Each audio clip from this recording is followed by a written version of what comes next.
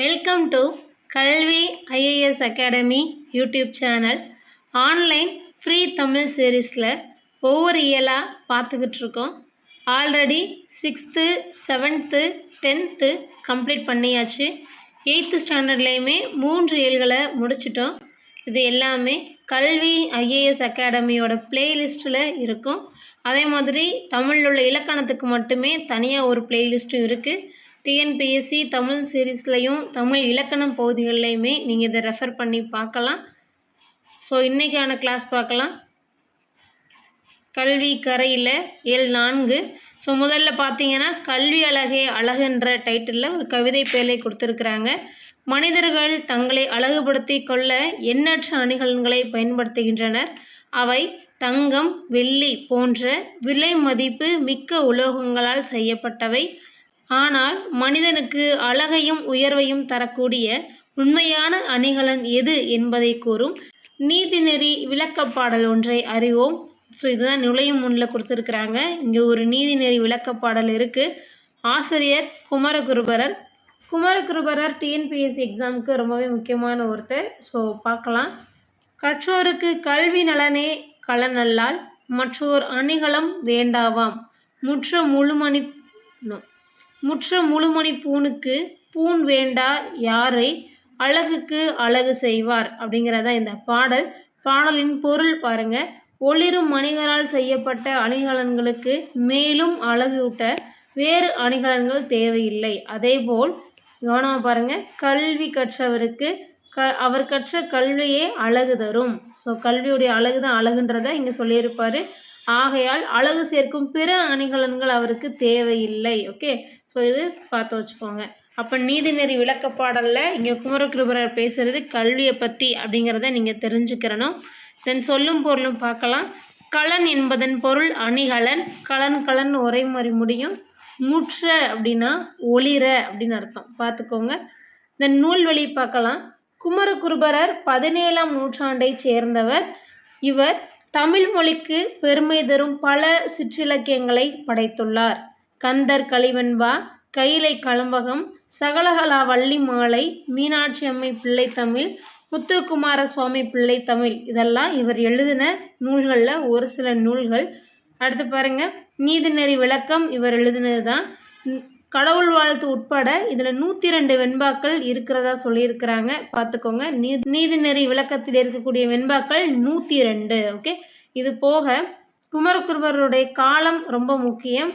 பொதுவாகவே குமாரர்கள் அப்படின்னு சொன்னால் அந்த 10 வயது 17 வயதுன்றதை ஞாபகம் வச்சுக்கோங்க. 17 வயசு இருக்கிறவங்கள தான் குமாரர்கள்னு சொல்லுவாங்க அப்படிங்கிற மாதிரி ஞாபகம் வச்சுக்கோங்க. இது ரொம்ப ஈஸியாக இருக்கும். பாருங்கள். தென் அதுக்கப்புறம் பாருங்கள். குமரகுருபரருடைய நூல்கள் பொதுவாகவே கடவுள் சம்மந்தப்பட்டதாக இருக்கும். இதுதான் கீவேர்டு. ஸோ அப்படி பார்த்தீங்கன்னா இங்கே கந்தர் முருகப்பெருமானை மீன் பண்ணுது.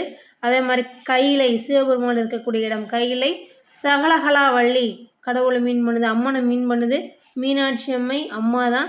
முத்துக்குமார சுவாமி பிள்ளைத்தமிழ். ஸோ இங்கேயுமே முத்துக்குமாரரை மீன் பண்ணுது. ஸோ அப்போ குமரகுருபரருடைய பாடல்கள் பொதுவாகவே கடவுள் சார்ந்த விஷயங்கள்ன்றத ஒரு கான்செப்டாக ஞாபகம் வச்சுக்கிட்டிங்கன்னா போட்டுருவீங்க. இது போக இன்னும் நிறையா இங்கே டிஸ்பிளே ஆகும். அதையும் சேர்த்து நீங்கள் நோட் பண்ணி வச்சுக்கிட்டிங்கன்னா டிஎன்பிஎஸ்சி எக்ஸாமில் ரொம்ப ஈஸியாக நீங்கள் கிளிக் பண்ணலாம். இந்த எக்ஸ்ட்ரா இன்ஃபர்மேஷன்ஸ் எல்லாமே ஒரு 15 years ஆஃப் த கொஷின்ஸை பேஸ் பண்ணின இன்ஃபர்மேஷன் தான் இங்கே இருக்குது. ஸோ இதையும் சேர்த்து நோட் பண்ணி வச்சுக்கோங்க. சைட் பை சைடாக பிஓஐக்யூவை ரெஃபர் பண்ண மாதிரி ஆயிரும்.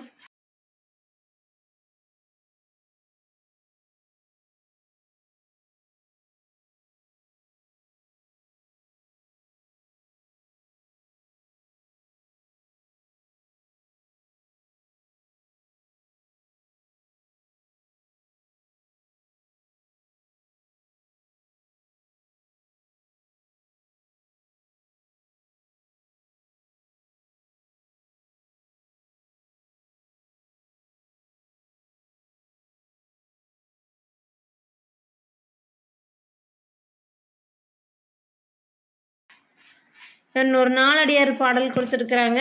கல்வி கரையில கற்பவர் நாள் சில மெல்ல நினைக்கின் பிணிபல தெல்லுதின் ஆராய்ந்தமை உடைய கற்பவே நீரொழிய பாலுன் குறுகின் தெரிந்து. ஸோ இந்த பாடல் பார்த்தீங்கன்னா நாலடியார் பாடல்.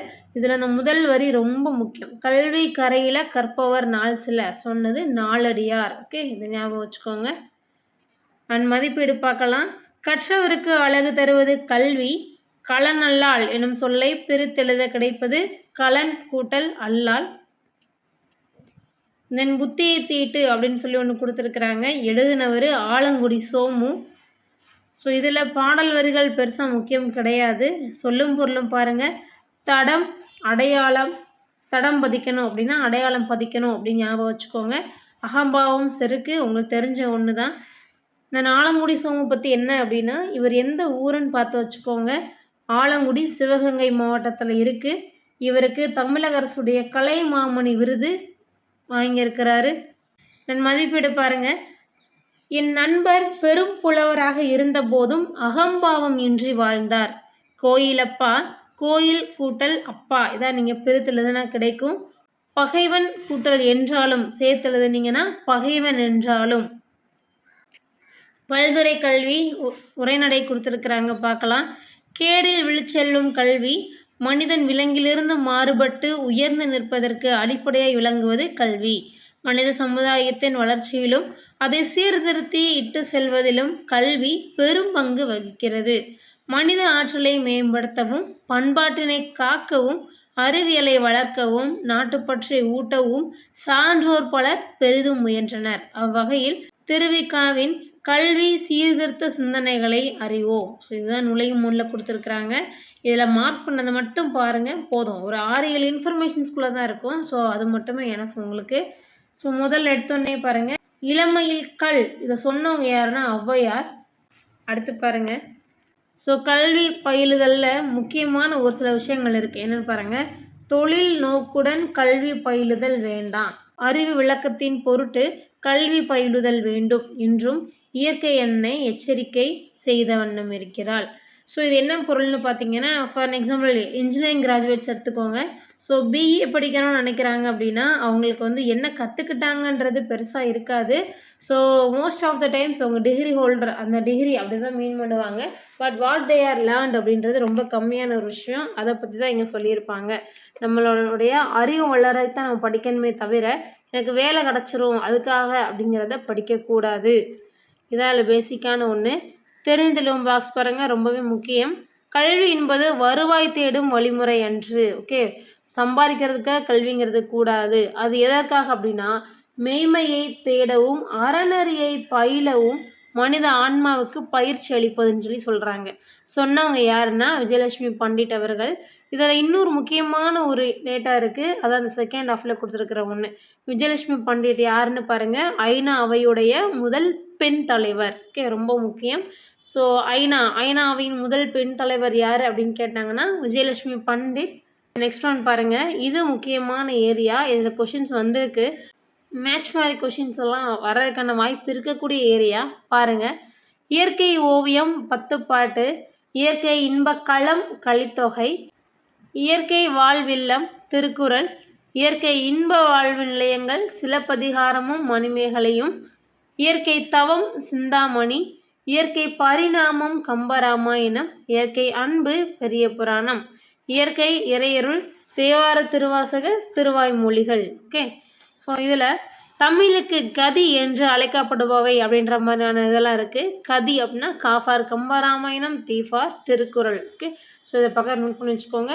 தமிழுக்கு கதி என்று அழைக்கப்படும் நூல்கள், இது ஆல்ரெடி கேட்ட ஒன்று.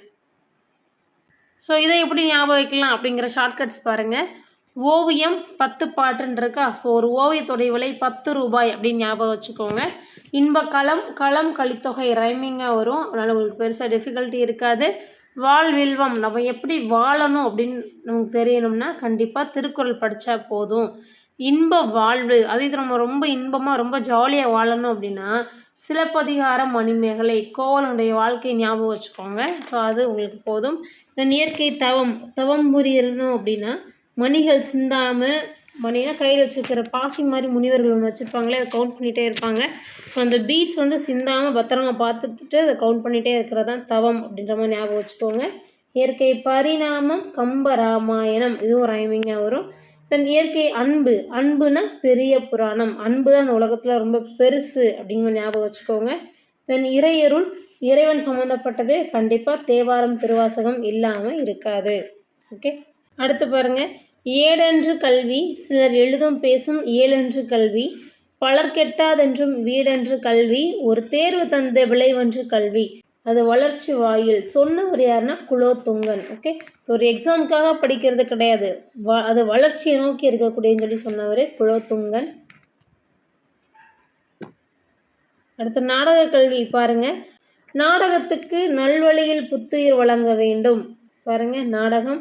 ஸோ நாடகத்துக்கு ஒரு புத்துயிர் கொடுக்கணும்னு சொல்கிறாங்க.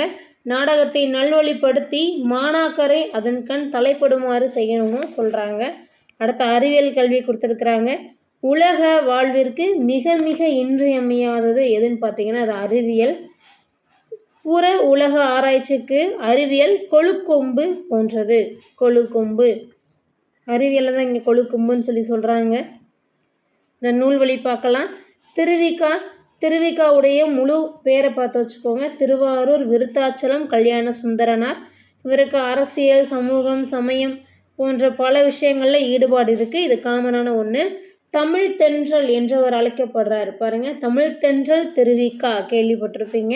தென் இவருடைய நூல்கள் பாருங்கள், மனித வாழ்க்கையும் காந்தியடிகளும், பெண்ணின் பெருமை, தமிழ்ச்சோலை, பொதுமை வேட்டல், முருகன் நல்லது, அழகு, இது எல்லாமே இவர் எழுதின நூல்கள் தான். இது தவிர இன்னும் இருக்குது பாருங்கள், இளமை விருந்து. ஓகே, ஸோ இதெல்லாம் திருவிக்கா எழுதின நூல்கள்.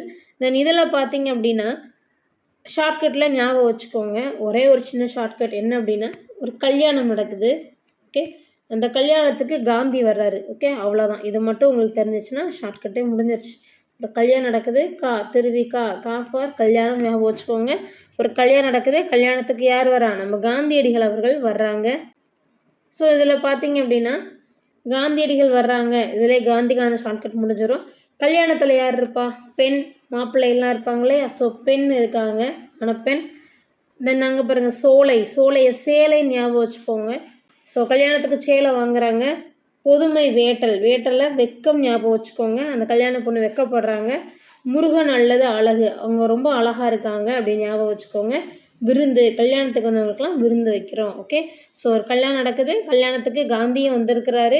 அப்போ அங்கே இருக்கிற அந்த மணப்பெண் என்ன பண்ணிருக்காங்க? சேலையெல்லாம் வாங்கியிருக்காங்க. அது கல்யாணத்தோட காஸ்டியூம் தானே. தென் அவங்க வெக்கப்படுறாங்க, ரொம்ப அழகாக இருக்காங்க. அங்கே வரவங்களுக்கெல்லாம் விருந்து வைக்கிறாங்க. அவ்வளோதான். மதிப்பீடு பாருங்க. அறியாமையை நீக்கி அறிவை விளக்குவது கல்வி. கல்வி பயிற்சிக்குரிய பருவம் இளமை பருவம். இன்றைய கல்வி தொழிலில் நுழைவதற்கு கருவியாக கொள்ளப்பட்டு வருகிறது. ஓகே, நம்ம இதுவரைக்கும் பார்த்ததை ஷார்ட்கட்டில் போட்டு பாருங்கள். இயற்கை ஓவியம், ஒரு ஓவியத்தின் விலை 10 ரூபாய்ன்னு சொன்னோம் இல்லையா, ஞாபகம் வச்சுக்கோங்க. தவம் பண்ணும்போது மணி சிந்தக்கூடாது, கையில் கூட பீட் சிந்தாமல் கவுண்ட் பண்ணணும். பரிணாமம், கம்ப ராமாயணம் ஞாபகம் வச்சுக்க சொன்னோம். இயற்கை அன்பு தான் உலகத்தில் பெருசு. ஓகே, இது தெரிஞ்சிச்சுன்னா நீங்கள் போட்டுருவீங்க. ஸோ இந்த 7க்கான இலக்கணத்தை செப்பரேட்டாக பார்க்கலாம். அது கொஞ்சம் லென்த்தியானது. ஸோ நிறைய ஷார்ட்கட்ஸோட செப்பரேட்டாக பார்க்கலாம். தேங்க்யூ அண்ட் தேங்க்ஸ் ஃபார் வாட்சிங்.